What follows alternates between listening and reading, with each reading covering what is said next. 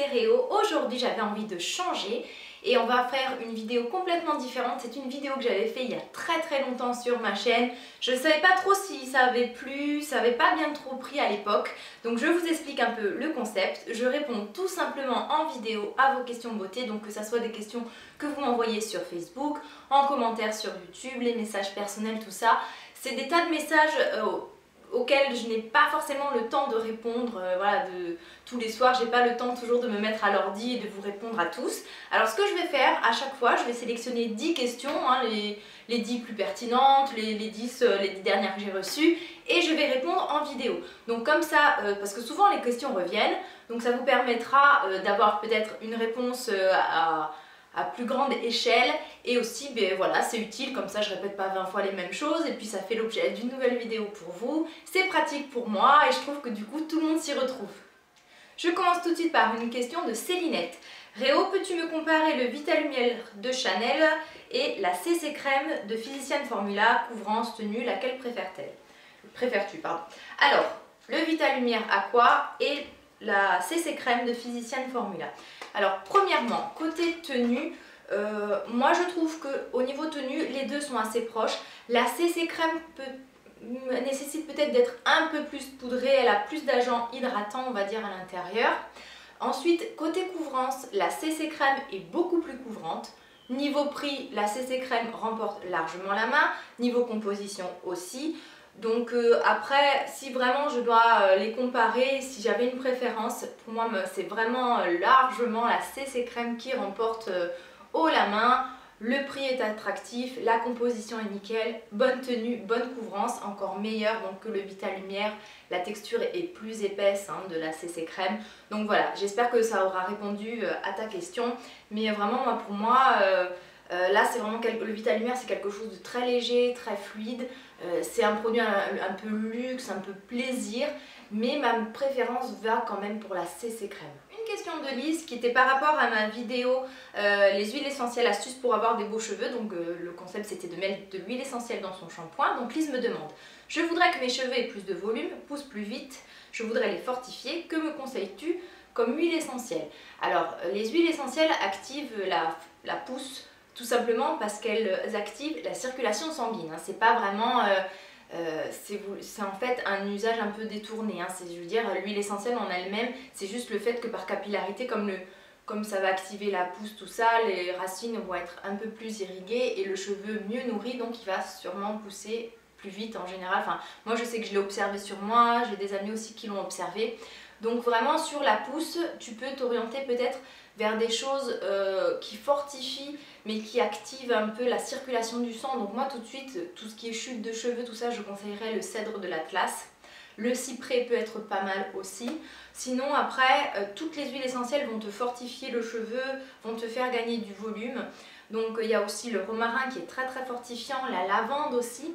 Mais je te conseille une chose, si vraiment tu veux trouver du volume, essaye de passer par la case henné. Donc soit du henné colorant si tu as envie en même temps de te colorer les cheveux, sinon passe par la case henné neutre.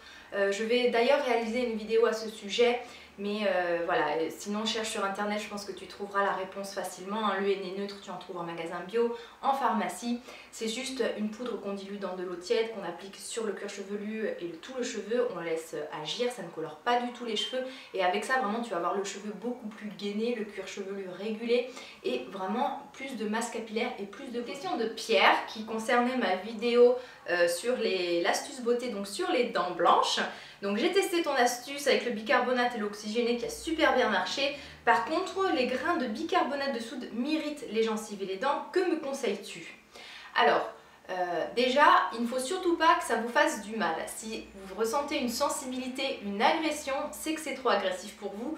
Donc, espacez les utilisations, faites-en, surtout n'en faites pas trop. Soyez à l'écoute de votre corps.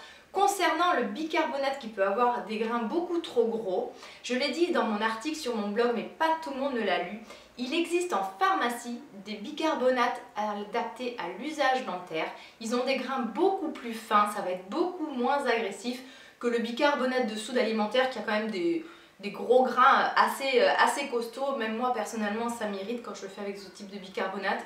Donc demandez conseil à votre pharmacien qui vous conseillera un bicarbonate plus doux. Et j'en trouve également un sur iHerb, je vous mettrai le lien éventuellement en barre d'infos. Une question d'Hélène via Facebook. Coucou, j'ai vu que tu avais pris la jarre chocolat blanc de Yankee Candle. Je voulais savoir ton avis. Alors, cette jarre chocolat blanc est une édition limitée de Yankee Candle pour Pâques. Je l'ai eu sur le site de Chopeuse. Et alors là, c'est très gourmand. C'est une odeur gourmande, vanillée. On sent pas vraiment le chocolat blanc, honnêtement. C'est dur de reconnaître si c'est du chocolat ou de la vanille. Mais si vous aimez tout ce qui est odeur de gâteau, les bougies telles que Christmas Cookie, Cookie Snowflake ou Snowflake, je sais plus trop quoi, Cookie machin. Bref, vous allez aimer celle-ci, c'est vraiment une odeur vanillée, pas trop écœurante, hein, c'est l'une des plus légères, hein, comparée par exemple à Vanilla Cupcake qui est très forte. Mais si vous aimez les odeurs gourmandes, vous allez adorer. Et puis voilà, mais c'est... Pour moi, je vois pas trop de chocolat blanc, je vois juste quelque chose d'une vanille un peu crémeuse et très sucrée. Alors, une question d'Hélène. Peut-on mélanger henné d'Égypte et henné noir? Oui, bien sûr Hélène, complètement. D'ailleurs, on conseille même, avant de faire un henné noir, c'est-à-dire de l'indigo, de faire d'abord un henné d'Égypte, tout simplement pour que le henné vienne bien se fixer aux cheveux. Maintenant, si tu veux mélanger du henné d'Égypte avec du henné noir, ça va dépendre un peu de la couleur et du résultat que tu veux obtenir. Si par exemple, tu veux obtenir quelque chose de très noir, je te conseillerais d'abord de faire ton henné d'Égypte et dans un deuxième temps, ton indigo pur, hein, vraiment faire deux applications de henné différentes. Si maintenant tu veux un châtain sans trop de reflets cuivrés, je te conseille de mettre dans ton mélange moitié henné d'Égypte, moitié indigo. Ensuite, si tu souhaites obtenir un châtain avec le moins de reflets cuivrés possible, tu peux faire par exemple un mélange avec un quart d'henné d'Égypte et 3/4 de indigo, tout simplement. Alors ensuite, une question de Kate. Kate qui me dit « Je voulais savoir si tu avais essayé ton shampoing Aubrey Organics à la camomille. As-tu aimé aussi le Avalon à la mangue ?» Alors, pour répondre à ta question, je n'ai pas du tout encore entamé ce shampoing d'Aubrey Organics, donc il est encore de côté, donc j'en parlerai je pense dès que je l'utilise. Donc pour l'instant, pas encore utilisé, désolé. Et concernant celui d'Avalon Organics à la mangue, eh bien je l'aime beaucoup, mais le seul souci c'est que je l'utilise vraiment rarement parce qu'en fait c'est un shampoing au départ quand même hydratant et adapté au cuir chevelu un peu sec. Moi mon cuir chevelu est plutôt normal, donc lorsque je l'utilise il a tendance un peu à m'alourdir le cheveu et à les faire graisser plus rapidement. Donc j'en suis très contente, mais je pense que c'est un shampoing vraiment qui n'est pas trop adapté à mon cuir chevelu. Et j'aurais dû plutôt l'utiliser par exemple en été où je me lave beaucoup plus souvent les cheveux et où mes cheveux sont plus secs. Donc un très bon shampoing, même niveau composition, c'est vraiment des principes actifs, des tensioactifs très doux, mais qui ne convient pas 100% à mon cuir chevelu, mais c'est quand même un produit vraiment que j'aime beaucoup. Je préfère en comparaison celui qui s'appelle Babyotine, le fortifiant de la même marque, qui était vraiment formidable, avec lequel j'avais trouvé vraiment beaucoup plus de volume, des cheveux vraiment beaucoup plus forts. Donc voilà mon avis sur ce shampoing. Alors une question de Cindy. Coucou Réo, utilises-tu toujours ton Pranalixir corrigé? Eh bien non, je l'ai mis de côté parce qu'il m'en restait très peu. Il m'en reste juste un petit fond, donc de temps en temps je l'utilise juste par plaisir. J'ai adoré vraiment ce produit, je vous en ai parlé plusieurs fois, j'ai même fait un article sur mon blog. Mais là je n'en ai plus, je ne sais pas où le trouver sur Ajaccio. Je l'avais eu via le représentant de Pranarome qui passe à la pharmacie, j'avais réussi à avoir un flacon. Donc là j'attends qu'ils viennent impatiemment, qu'ils reviennent à la pharmacie pour en avoir un autre. J'ai pas forcément envie de faire une commande sur internet juste pour ce produit là. Donc en attendant, moi j'utilise une autre huile végétale, tout simplement de l'huile de noisette. Donc voilà, j'en ai été très contente, ça a vraiment bien marché sur moi. Mon souci d'acné qui est revenu, ça m'a quand même aidé à beaucoup assainir ma peau, mais entre le stress, la mauvaise alimentation, la mauvaise hygiène de vie que j'avais, que j'ai toujours en ce moment, je suis assez fatiguée, plus le fond de teint et le maquillage, je veux dire mon Pranalixir tout seul ne pouvait pas lutter contre ça, donc mon acné est un peu revenu. Mais voilà, actuellement je ne l'utilise plus parce que je n'en ai plus. Alors une question de Matinuage29. J'ai très envie de tester les poudres Hourglass, donc les voilà.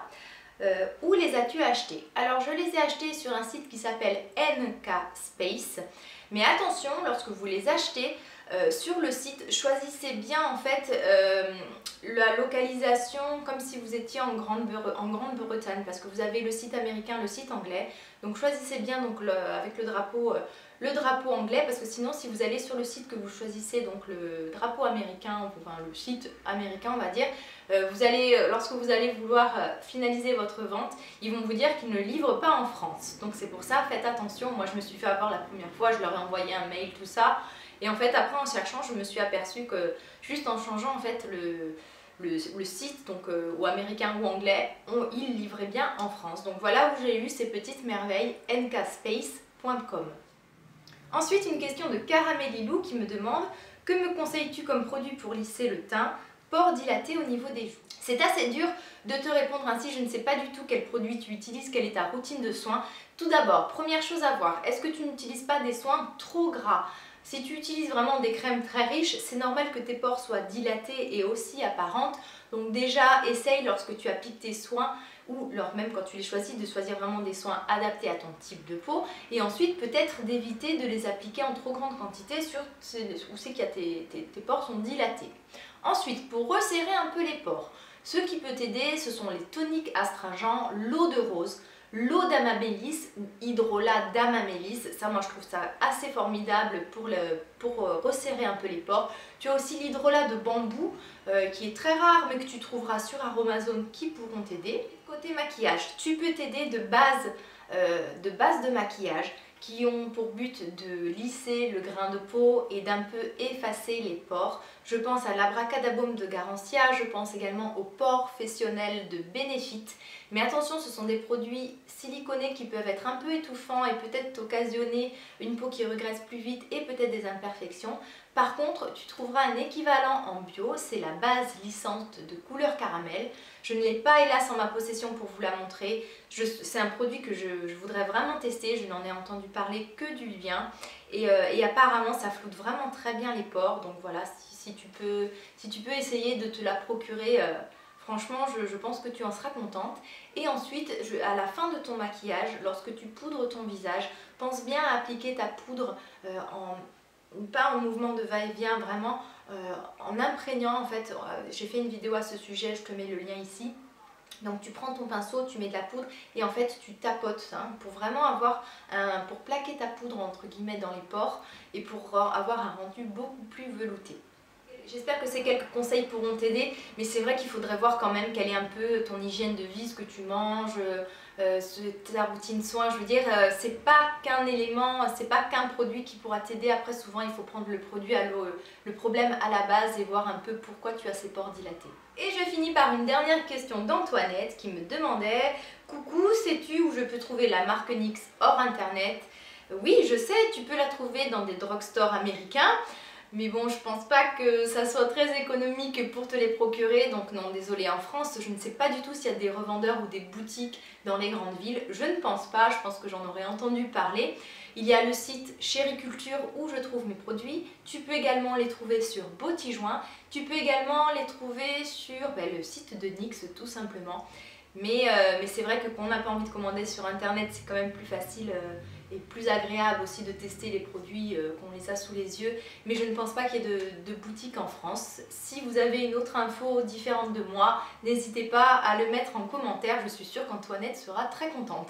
Donc le petit pouce en l'air si ça vous a plu. Merci beaucoup de tout ce que vous m'apportez, d'être toujours aussi sympa avec moi via vos commentaires sur Facebook.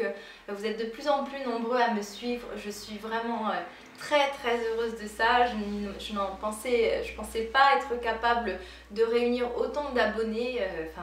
Pour moi, on approche bientôt les 20 000 abonnés. Pour moi, c'est énorme, surtout que je suis très critique envers moi et à chaque fois que je vois une vidéo de moi, je me dis oh là là, mais Audrey, mais tu es nulle. Donc bref, merci de tout ce que vous m'apportez et je vous dis à très bientôt. Bye bye!